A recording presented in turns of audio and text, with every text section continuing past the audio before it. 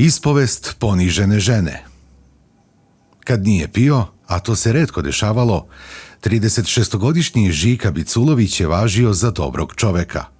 Omamljen alkoholom i sebi je bio težak i to je za njega ispalo kobno.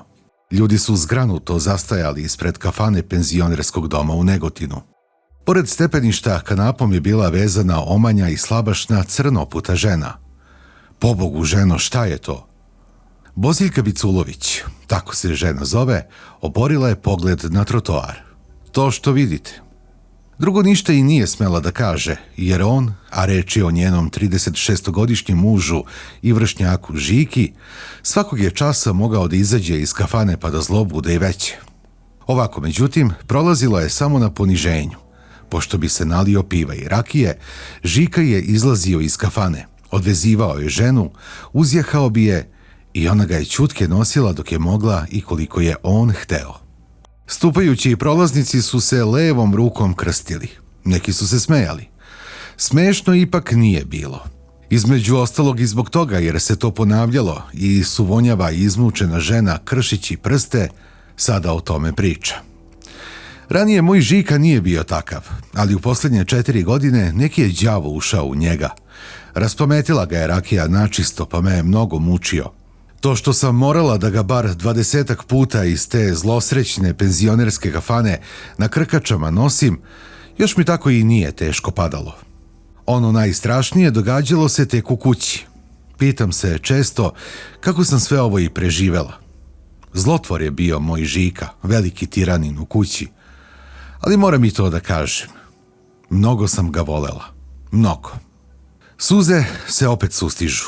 Boziljka, inače radnica u industriji hemijskih proizvoda u Prahovu, seća se onih davnih godina kada su njih dvoje bili srećni, siromašni, ali u radosti. Imali su inače samo po 16 godina kada su se kao nadničari na okopavanju vinograda upoznali u selu Rogljevu. Iako su bili izuzetno mladi, oboje su iza sebe imali po jedan kraći neuspešni brak.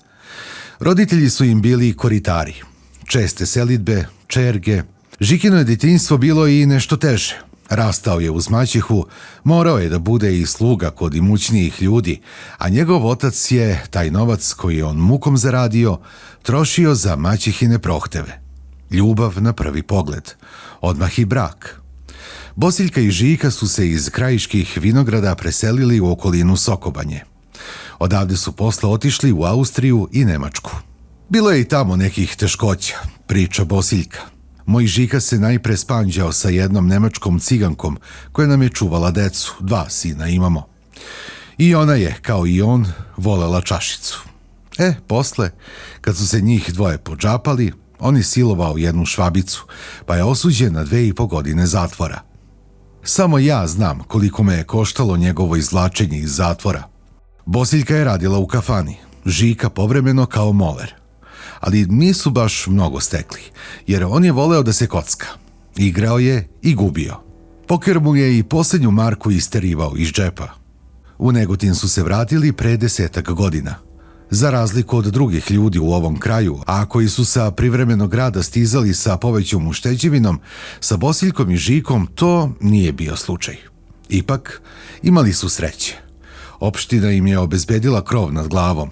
Nekomforan stan u Borskoj koloniji, odnosno malom naselju ispod manastira Bukovo na 2-3 kilometra od Negotina. Boziljka se ubrzo zaposlila kao radnica u Prahovu, a Žika je malo radio, malo krao Bogu dane. Boziljka je inače veoma vredna žena. To se ubrzo i videlo na prostoru pored zgrade u koju su se uselili. Nekadašnje šipražje zamenila je uredna bašta. Zasadila je i 2 reda vinograda. Skrpila šupicu za kozu i svinju. Svinju kažemo, ali su malo koju zaklali. Žika bi je inače izgubio na pokeru. Voleo je da igra, ali mu karta nije bila naklonjena. Gubio je. Ja sam, priča sada Boziljka, često posle morala da kupujem mast. Ipak nekako se živelo. Deca su nam rasla. Naš ponos i radost. Gorano je sada 15, a Jovici 11 godina. Do pre 4 godine mi smo živjeli, može da se kaže, normalno. Ali od tada se nešto u mom Žiki okrenulo. Sve je više pio.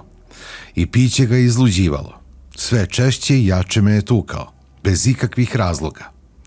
Utubio je sebi u glavu da ga ja varam i to je za mene bilo kobno.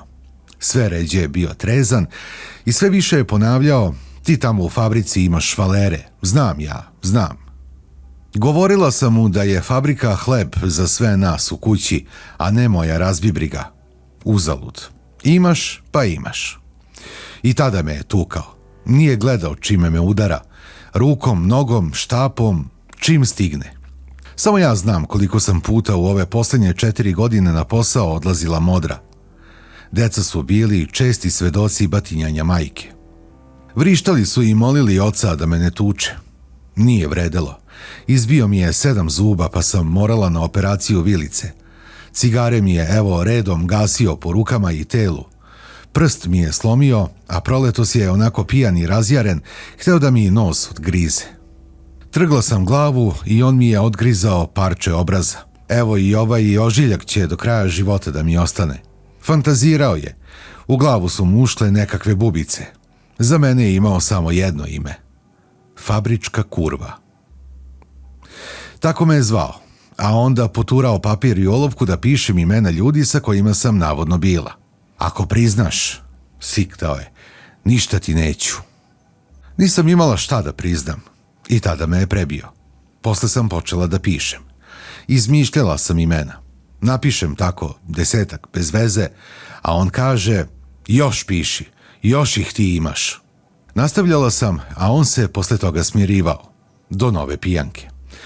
Onda bi potezao onaj papir i govorio: evo, sama si priznala. Takva si ti. Švaleraš se tamo. Borska kolonija je malo naselje. Svega 5-6 domaćinstava. Iz stana u prizemnoj zgradi, a sve su ove takve, često se čulo Bosiljkino zapomaganje. Kad god mi se pružila prilika, ja bih iz kuće pobegla. Uletela bih u stanove suseda i sakrivala se. Ali od njega nije moglo da se pobegne. Dolazio bi i odlačio me u kuću, da me do kraja istrebi. Posle su komšije počele da zatvaraju vrata, pa sam bežala u obližnje šipražje.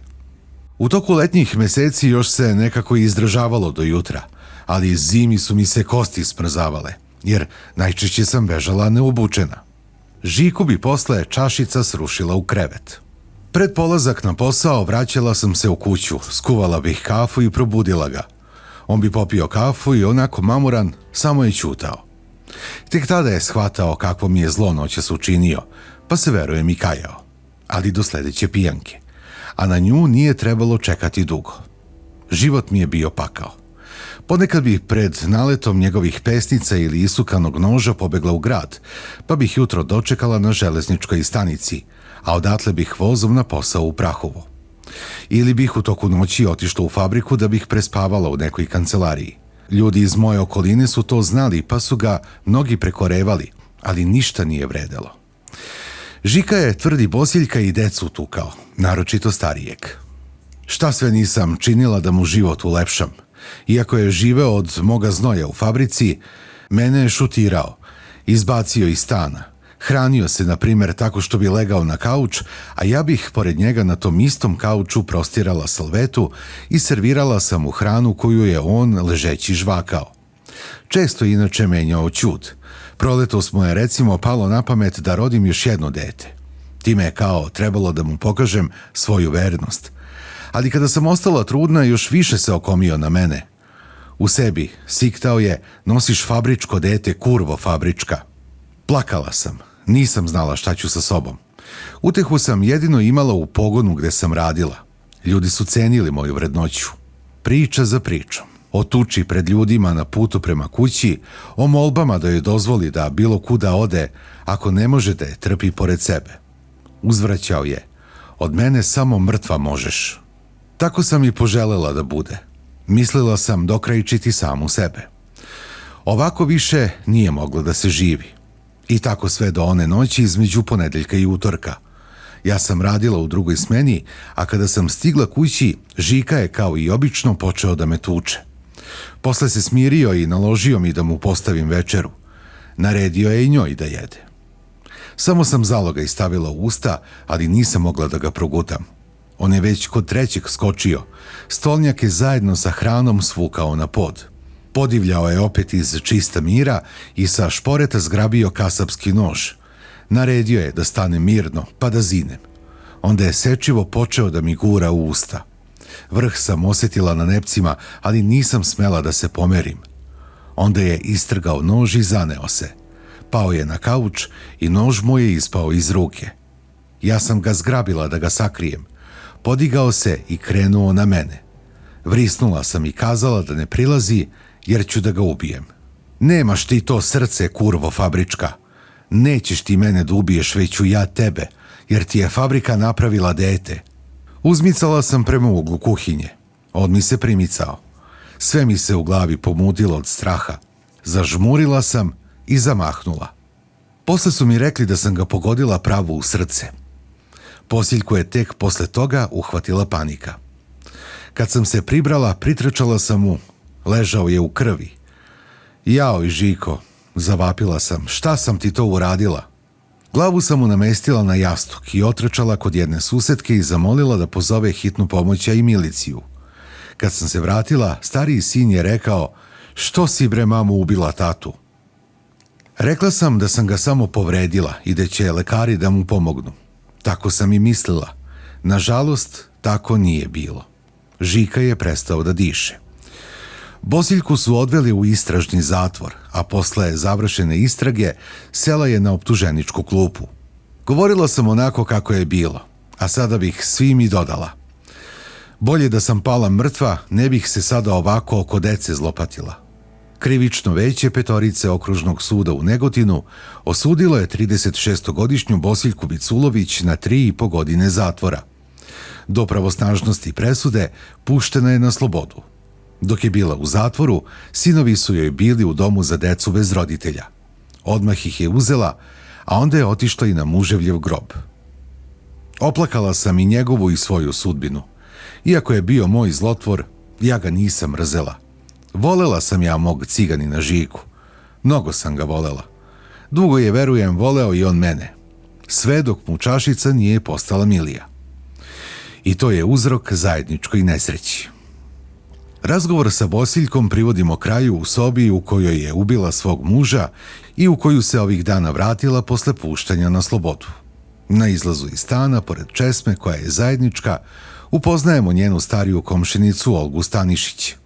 Zna sve o Bosiljki, dobro je i Žiku poznavala. Kada bih se ja pitala, kaže Olga, ni dan Bosiljka ne bi ležala u zatvoru. Rđa je od čoveka bio taj Žika, a Bosiljka dobra i vredna žena.